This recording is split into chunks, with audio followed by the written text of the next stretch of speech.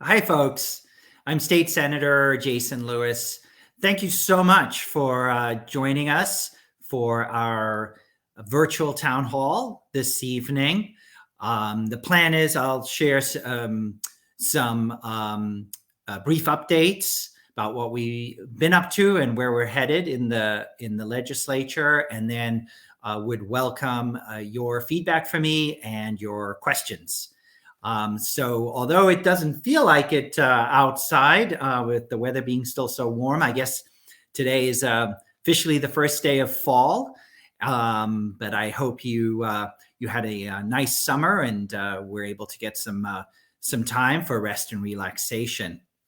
Of course, this is a pretty hectic time with back to school and now having all of our students back and teachers back in school in person.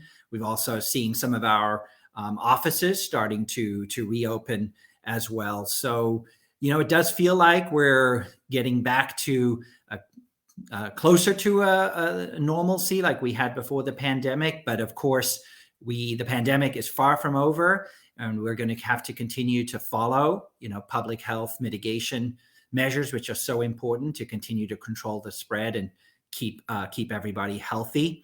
And of course, we need to make sure we continue to get everybody vaccinated. We're doing very well in Massachusetts. I think we're have the highest vaccination rate of any state, maybe except for Vermont.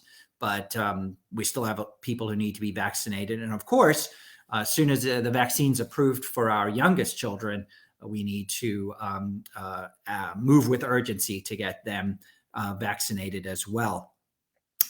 In the state Senate and in the state legislature, mitigating both the health impacts of the pandemic as well as the economic impacts continues to be a top priority for us. It has been now for a year and a half. But we also have a full agenda of other legislative priorities that we are planning to tackle in the state legislature in the coming months. But before we look ahead, I just wanted to mention a few significant recent legislative accomplishments that you may have missed. The first one was the passage of what's known as the Roe Act, and the Roe Act ensures that everybody in Massachusetts will have access to a full spectrum of reproductive health care, including access to abortion, no matter what happens with the Supreme Court or what happens in any other state. And of course, we've been all watching with horror, what has happened in Texas, what the legislature and governor have done. And I want to assure you that we have acted here in Massachusetts to make sure that just the opposite, that access to reproductive health care for women and anyone who needs it is available and accessible to them in the Commonwealth, and will be fully protected going forward. Another significant piece of legislation that the legislature passed earlier this year, and then Governor Baker did sign into law, is a major climate bill. That has been a high priority for us, addressing the impacts of climate change and reducing our carbon emissions for some time now. And this is, of all the bills we've passed, this is the most comprehensive and the boldest yet, which I'm very pleased about. And it sets an enforceable goal in state law to reach net zero carbon emissions in Massachusetts by 2050. And then there's a whole host of strategies to help get us there. In the energy sector and the transportation sector, and also in housing.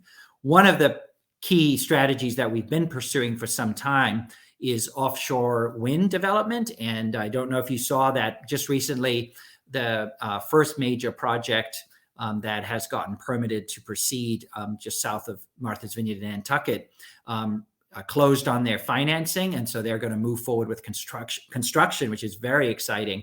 It will be the largest offshore wind farm anywhere in the United States, and it'll be up and running in a couple of years, providing a significant amount of clean power to Massachusetts homes and businesses.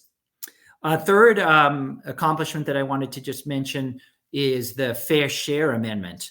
For those not familiar, this is a proposal to add an additional 4% income tax to annual household income that is above $1 million a year. So only for the wealthiest households in our state, they would pay a little bit more in income tax, and that money would be used to provide some additional funding for our public schools and colleges and universities, and also for our transportation system, which badly needs it. The state legislature back in June voted 159 to 41 to support the Fair Share Amendment, and I was very proud to lead off that debate on the floor of what's known as a constitutional convention, since I'm the lead sponsor of that proposal in the state Senate. So that will now go to the ballot next November, when we have our regular election, and it'll be before the voters to make the final determination of whether we go forward with the Fair Share Amendment. So a lot more to come on that, I'm sure, over the next year. Looking ahead to the fall legislative agenda, it's going to be very busy in the legislature. Tomorrow, actually, in the state Senate, we will be in session, and we'll be taking up and I'm sure passing three terrific bills. The first one is known as the Healthy Youth Act, and this bill deals with sexual education in our public schools, something that the Senate has passed before, and we've been trying to get into law for a number of years now, and very hopeful that we will get it done this legislative session. That's again, the Healthy Youth Act. We'll also be taking up an important school nutrition bill that would make sure that free breakfast and lunch is available to as many students as possible, even after the pandemic is over. So that bill has been passed by the House a few months ago, so that we should be able to get that on Governor Baker's desk soon. And then the third bill we're taking up tomorrow is deals with it's known as the Gender X bill. And this bill would require that on state identification, like a driver's license, that you would have the option to select as your gender, either male, female, or gender X, for those who do not identify as male or female. That's great that we're going to be taking up and passing that bill as well. Some other things on the agenda for this and in the upcoming weeks and months include what's known as the American Rescue Plan Act. This was the bill passed by Congress, thanks to Democratic leadership in Congress, and of course, thanks to President Biden, to provide substantial COVID relief for our communities. And included in that bill was some funding that goes directly to state governments. And so we are going through a process in the state legislature to determine how to invest those funds. We've been holding public hearings. I chaired one of those hearings a few weeks ago, and I'll be chairing another hearing next week. We're basically taking input and feedback from the public and from advocates as to the best ways that Massachusetts should invest those dollars that we are receiving. It's a credible opportunity for us to bolster areas like affordable housing, support for our transportation network, for climate resilience, strengthening our local public health systems that have been so important in the pandemic, and a variety of other areas that we're getting feedback on. So we'll stay tuned. You'll likely see legislation on that in the next month or two. And if you have feedback tonight or questions around that, I'm happy to discuss it further. Third thing I wanted to mention, or issue area, is around voting rights. During the pandemic, the legislature, along with Governor Baker, did enable mail-in voting and also early voting to make it more easier and convenient for people to cast their ballots. And the state Senate will soon be taking up a bill to make those permanent, so that in any elections going forward, voters would continue to be able to, cast their ballot in person on the day of the election. They would be able to cast their ballot up to 2 weeks before the election, and they would also be able to cast their ballot through the mail. and that would be with no excuse. Somebody could just choose to vote by mail if that's easier and more convenient for them. So those are all tried and true and secure ways to run an election. We've done it already now successfully in our state. Many other states have been doing this for a long time. So very pleased that we're going to be taking up that bill soon. And I'm going to be pushing also to include same-day voter registration as part of that bill. That's another way to expand the voting franchise in our state.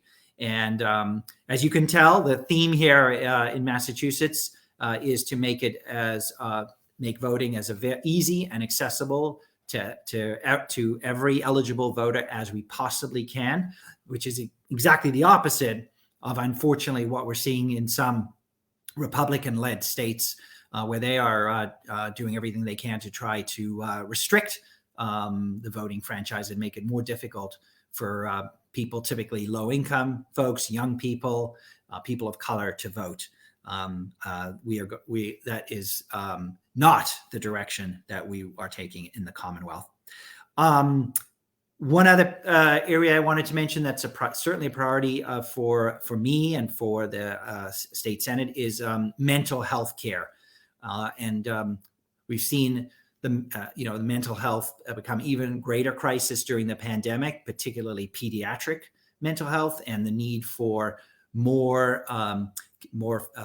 caregivers in the sector, and more public funding, and a variety of other strategies and initiatives that we want to support. So look for a major mental health bill to also be debated and passed in the state Senate in the near future.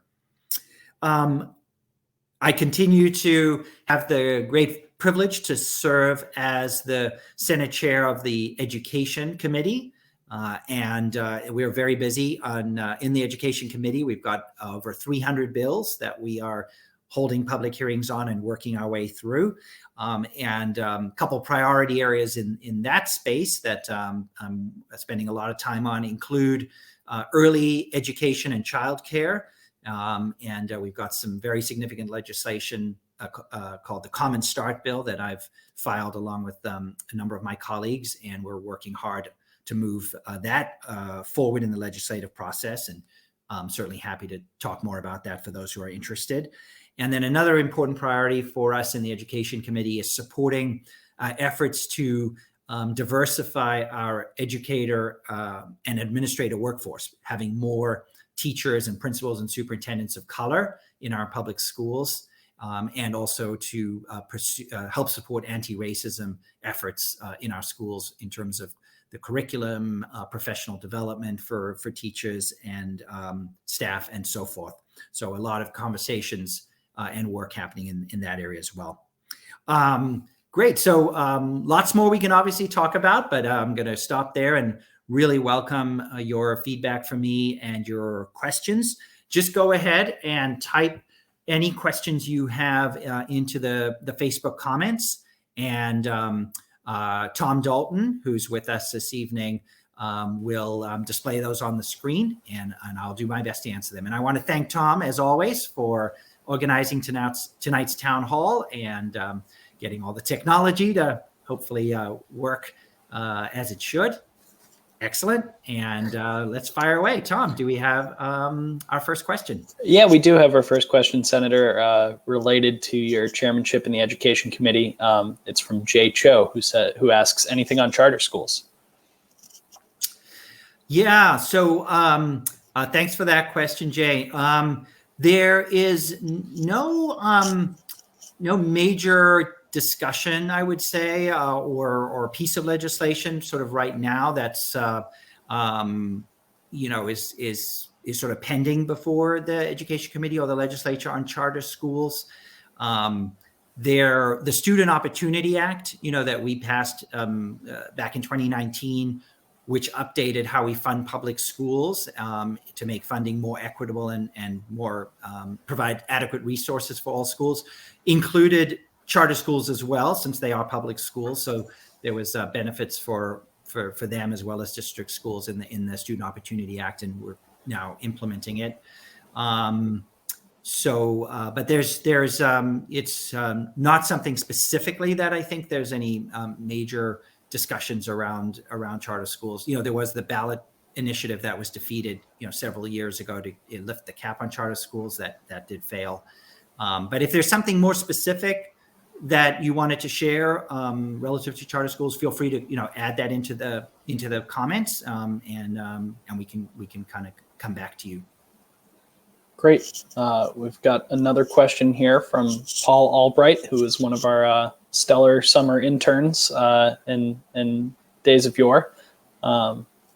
Asking about how vote by mail is going to work when we implement it on a more permanent basis.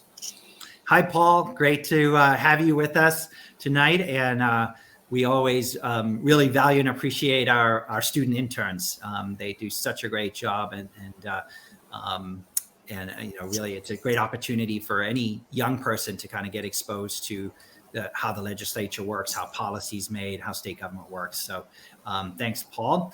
In terms of your question, those are really important details, that need to get figured out. And that's exactly what we will be addressing, in this bill that the Senate will be taking up.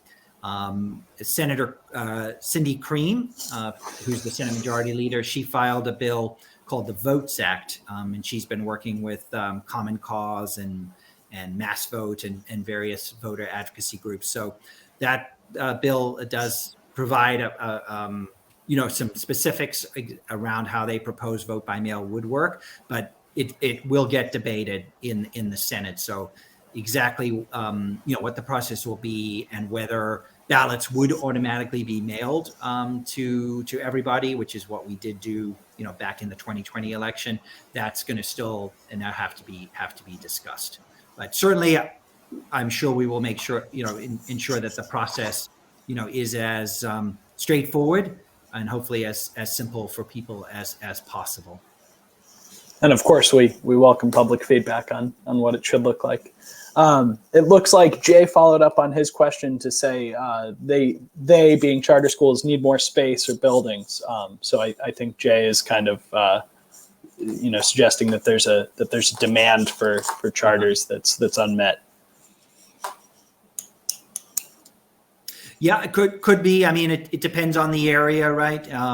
Different areas, in terms of the demand for charters and what's available. But again, the ballot initiative to expand that cap on charters a couple of years ago did fail, and I was opposed to that ballot question. But that doesn't mean that there aren't still opportunities under the existing caps for charters to enroll students. Again, it depends on which part of the state you're in. Right. Staying on the charter school theme, we've got a question from Joyce Pearson, asking about some of the local concerns in Malden about Mystic Valley Regional Charter School and Maplewood Square in Malden. Yes, thanks, Joyce, for that question, and definitely well aware of that situation with Mystic Valley Regional Charter School and Maplewood.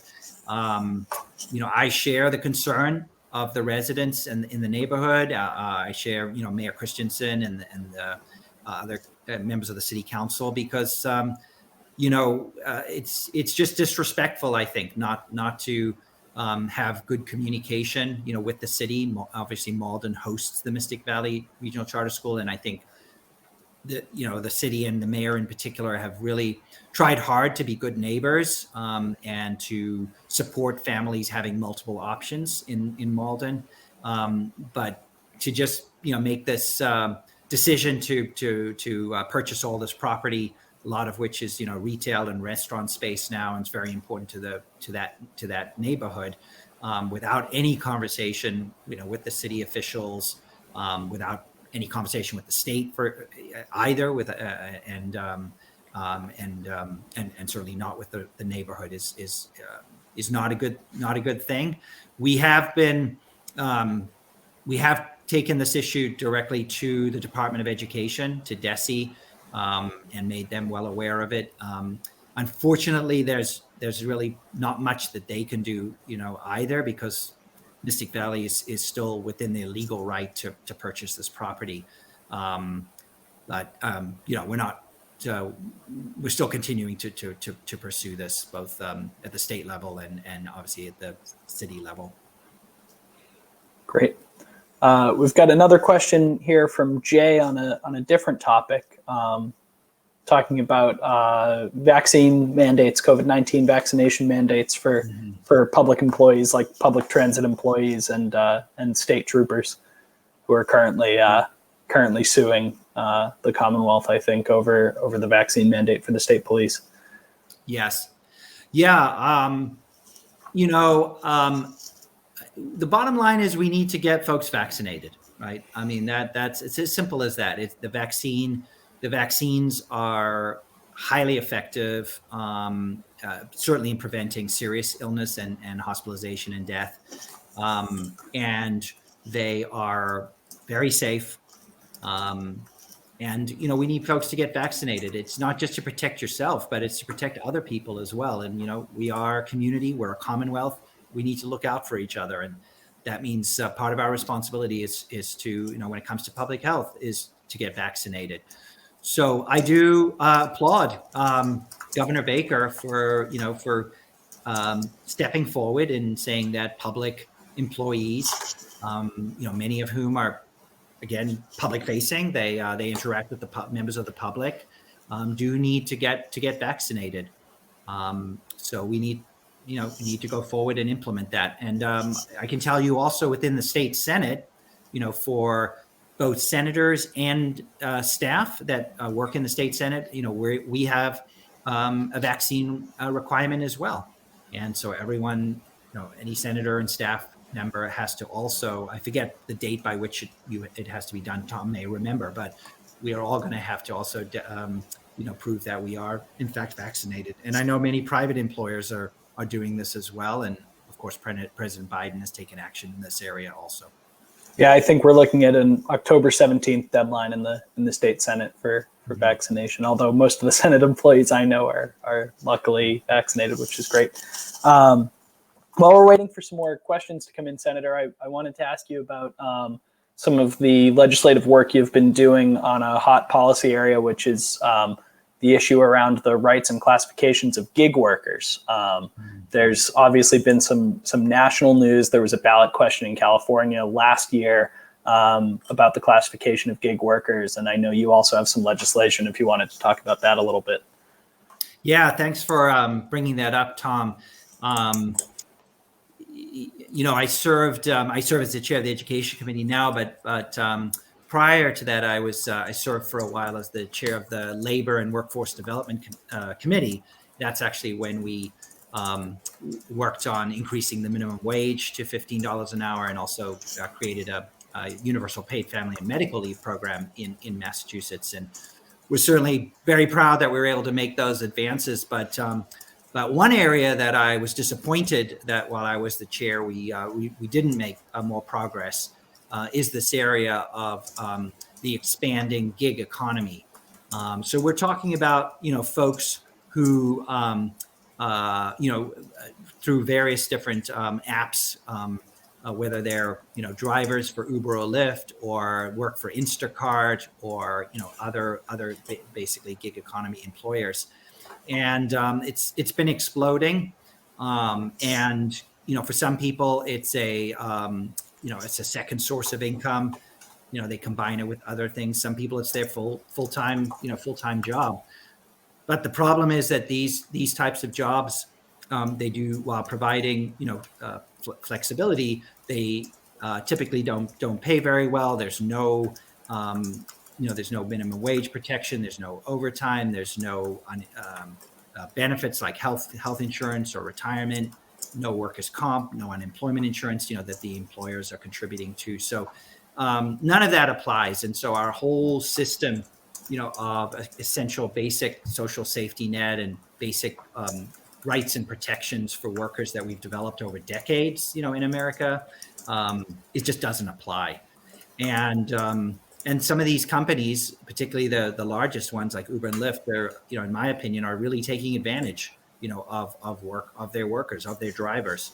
So the legislation that I'm working on, and I've been working alongside the AFL-CIO and various other unions and labor advocates, would basically enable TNC drivers to have collective bargaining rights. So it's essentially would be as if they were forming a union, and they would be able to bargain for better pay and benefits and working conditions. So we think that that would be a very important model and could then apply to other sectors in the gig economy also as a way to lift up workers. At the same time, you may be aware that there's a likely ballot fight that's brewing here in Massachusetts, and it's unfortunately following the playbook that Uber and Lyft pursued in California back in last year, I guess, 2020. Right. And so Uber and Lyft and a couple other companies with delivery drivers are basically trying to avoid the laws that California has and Massachusetts have and a number of other states have to basically protect workers and try to exempt themselves from that. So they spent $200 million, Uber and Lyft, to fight and win this ballot fight in California, unfortunately, and now they're bringing that to Massachusetts. So we're probably going to see that over the next year. It probably will be on the ballot next year. I'll do everything I can to try to help defeat that because it's great for these companies and their bottom line, and it's not good for the growing number of workers in the gig economy.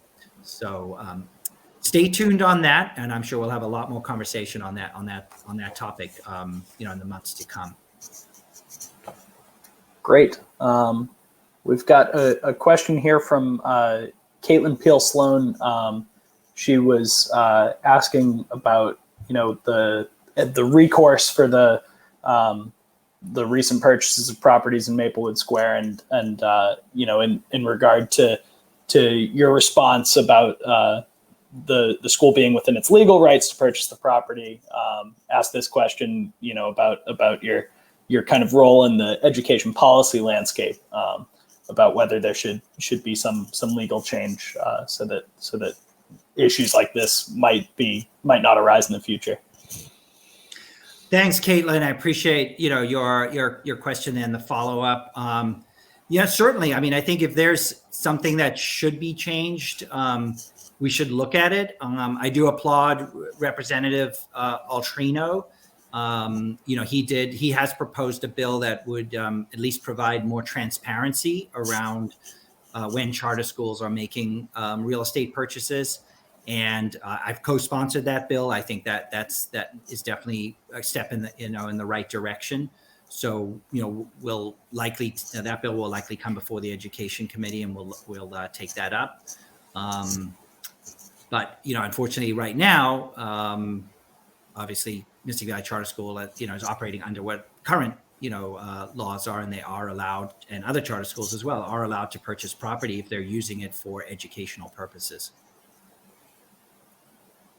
So, Senator, on the topic of education policy, obviously, as the chairman of the Education Committee, you have kind of a bird's eye view of the status of public education in the Commonwealth, and we're 2 and 3 weeks into the school year for most of our schools in the state. How would you say things are going? What's the kind of state of our schools right now from your perspective on the Education Committee?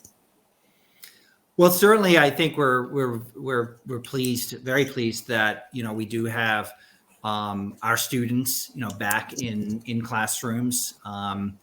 It's been very hard on most of our students, and certainly on our teachers and other school staff over the last year and a half with fully remote learning or hybrid learning.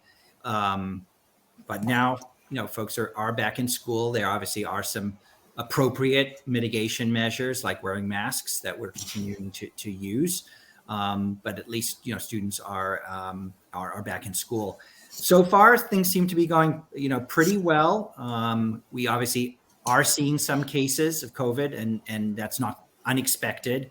But we do have a good track record of mitigation in school. We do have a test and stay program that the state has rolled out to be able to test any close contacts, of a student that tests positive, with the goal of keeping students in school rather than having to quarantine them at home so they would miss school. So that's great that we have that program. There's been some bumps, sort of in getting it all rolled out, but I'm confident we'll work through that, and that should help.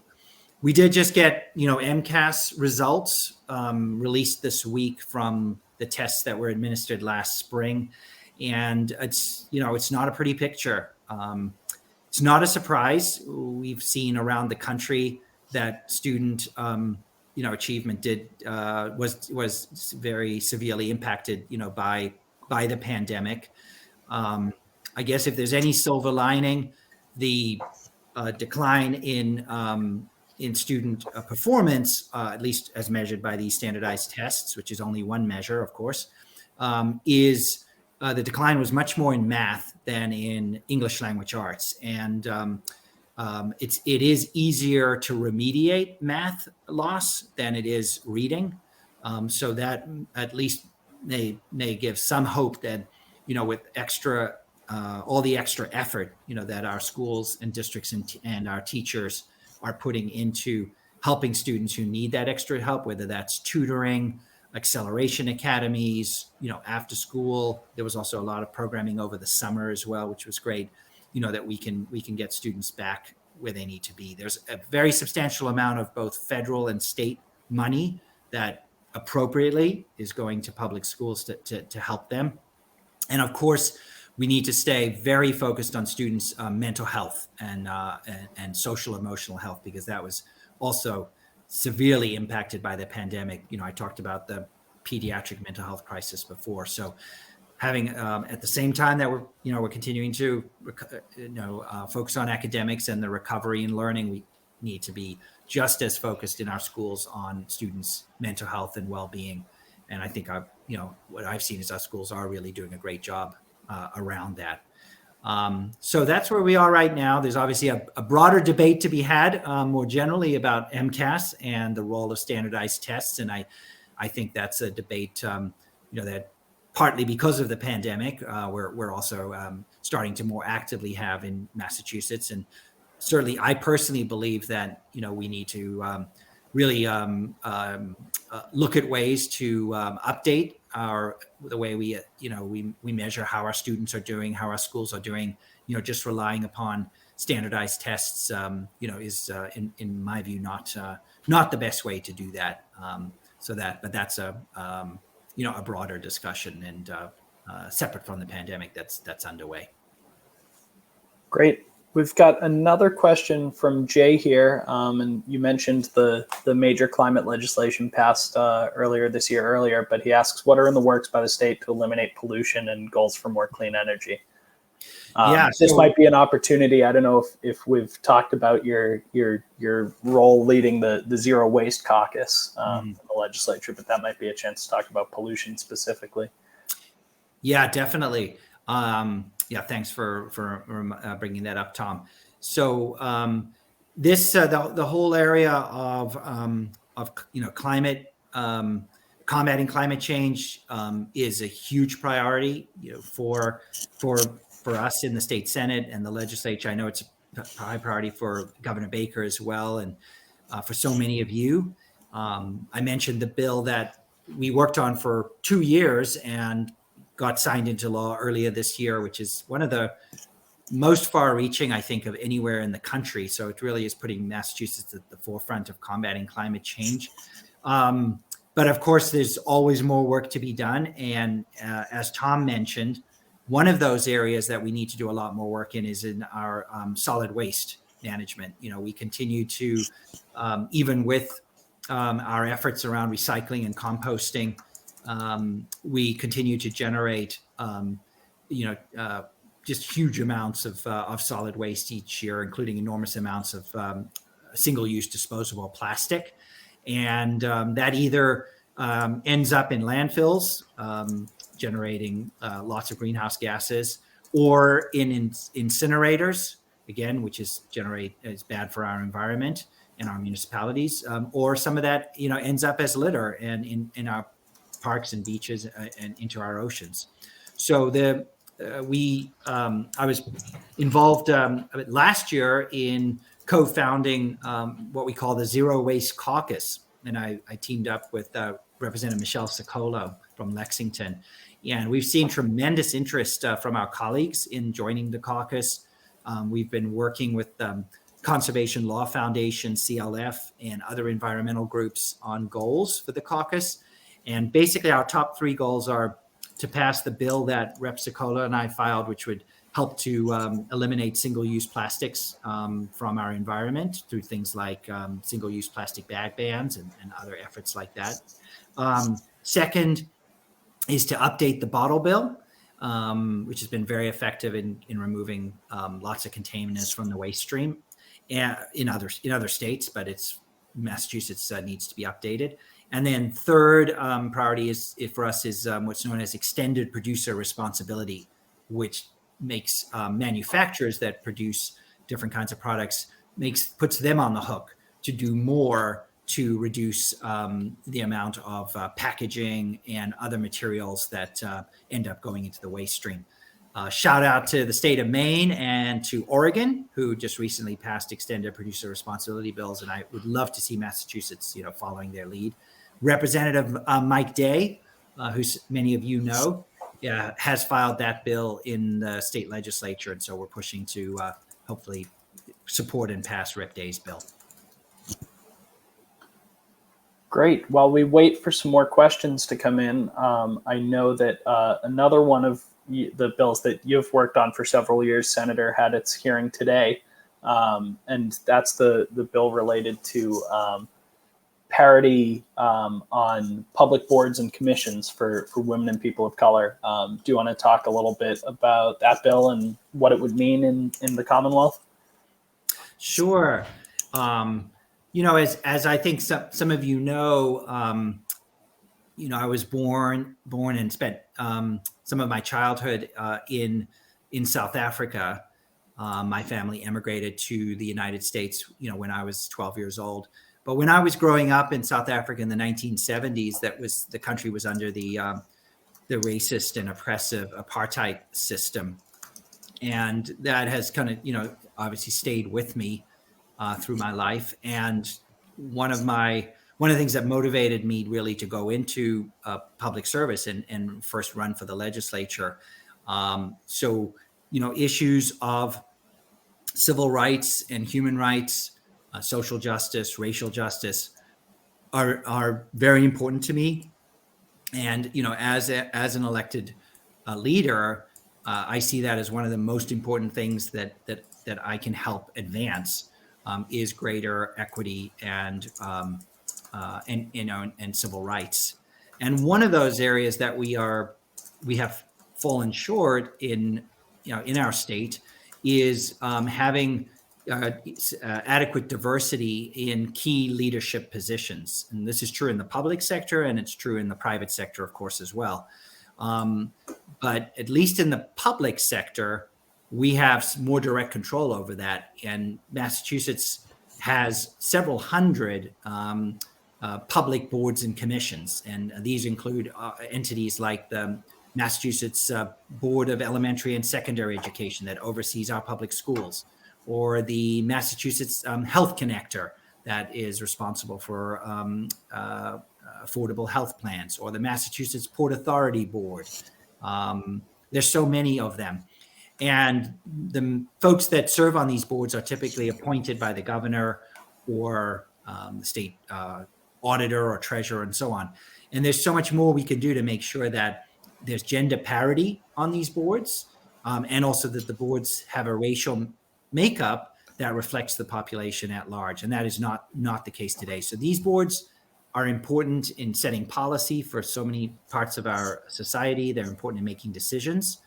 And I think we need to make sure that the people serving on those boards, both in terms of gender and race and ethnicity, reflect our population at large. So this bill that I have filed alongside Representative Pat Haddad, we're working with the YWCAs, we're working with the EOS Foundation and some other great advocates. As you said, it had its hearing today in the legislature, which was great. We got really good support and feedback. And I'm optimistic that this is an initiative we can move forward. Great, thank you. Continuing to look for questions from our Facebook audience, but in the meantime, I thought it might be a good idea for us to plug the fact that you're resuming your in-person office hours this fall after a long hiatus. I'll pop the information in the chat, but Senator, if you wanted to comment on that at all. Yeah, thanks, Tom, for posting that information. And we want to make sure that we're as accessible as possible to our constituents. And certainly one of those ways is by having regular office hours.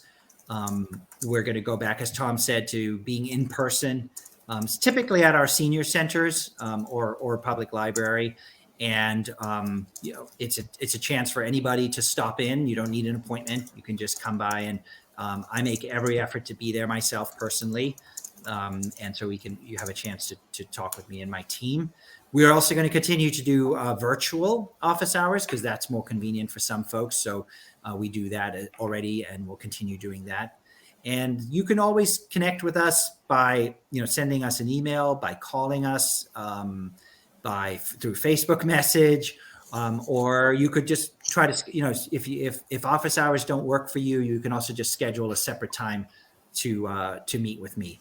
We want to really make sure that anytime you want to talk to us about an issue you care about, legislation, a local issue, we're there and as accessible as possible.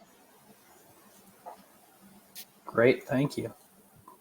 We just got a question here from Alan Zen about the National Guard's Challenge Program, and whether I don't know if you're familiar with it, Senator, but whether there's any move towards adopting the Challenge Program in Massachusetts schools. Thanks, Alan. Appreciate you bringing that up. I am I'm vaguely familiar. I'm certainly not an expert on it. I think that's probably something that we need to talk some more about, because I'm not aware of any progress that we've made. So I would encourage you to follow up with us through one of the means I just mentioned. Send us an email or just make sure we have your contact info and we can follow up with you. But we probably should talk about what it would take to move this along. Whether we need to talk to folks at DESE, the Department of Education, or what would be the best way to move that along. We've got a question from Joyce Pearson regarding waste, talking about all the reusable items that get thrown out that might be usable by some of our charitable organizations, things like that. I'm wondering whether you have any thoughts on that challenge when it comes to solid waste. Great point, Joyce. Yes, I mean, I think before we consider even recycling or composting, if we can just reduce and reuse, that's the best way to reduce waste. So certainly, if we could find more ways to reuse products, I think that makes a ton of sense. I don't have any particular ideas that you probably don't have, or some of our other folks that are participating in our town hall might have. So I think that's probably something we should continue to probably share ideas. And I think you're absolutely right. If we can first reduce the amount of waste that we generate, and that's where like extended producer responsibility comes in, and just all of us as consumers making different decisions, reusable bags and so many other things. And then after reduce it is reuse, and that's what you're talking about. And then of course comes recycling, composting, and those sorts of solutions. Great, thanks. Well, we can put out a last call, I think, for any more questions from the Facebook audience. I'm not seeing any questions at the moment, but we really appreciate, as always, the participation of everyone who's able to join us. And certainly, if you have friends or neighbors who might be interested in the conversation but couldn't join us live, this will be available on Senator Lewis' Facebook page. It'll be available on Local Access TV. Also available on the Senator's YouTube page. So it's going to be widely widely shared, and certainly feel free to pass it along to others. Now, I do see a late breaking question from Jay. Just in time. It's a great question. How's Massachusetts working to protect voting rights? And again, Senator, this is something you talked about a little bit, but if you want to give kind of the lightning round response.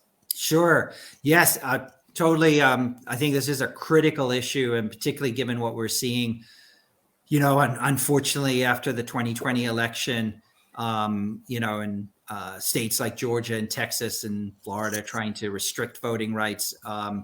We are trying to do just the opposite in Massachusetts, and make sure that we expand the voting rights and make it as easy and convenient for people as possible to vote. So what I'm expecting is going to happen, hopefully very soon. Actually, I think even probably by October, you're going to see the state Senate take up a bill to make mail-in voting permanent in all elections, and also to make sure that early voting, will be available also in all elections.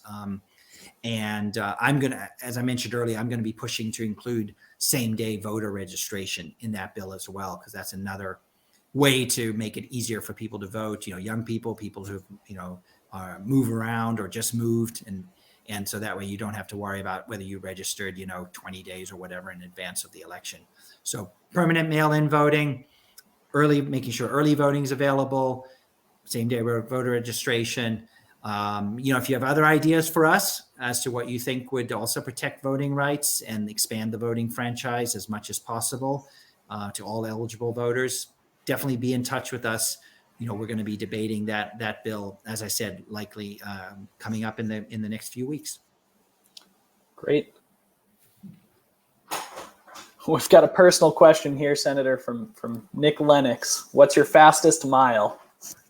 Do you want to comment on your land speed? Oh, thanks, Nick. I appreciate that.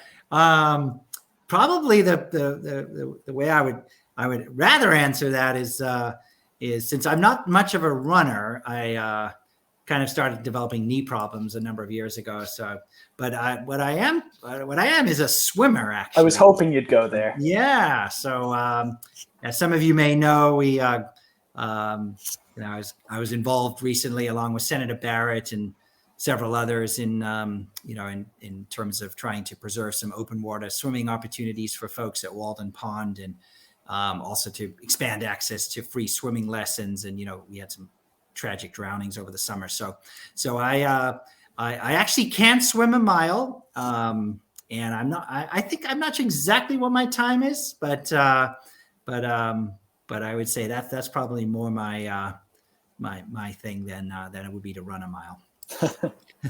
Great. All right. Well, it looks like we can start to wrap it up there, Senator. So if you've got any parting thoughts, now is the time. Just want to again thank you for joining us for our virtual town hall. Continue to reach out to us with your feedback. Really appreciate everything we hear from our constituents.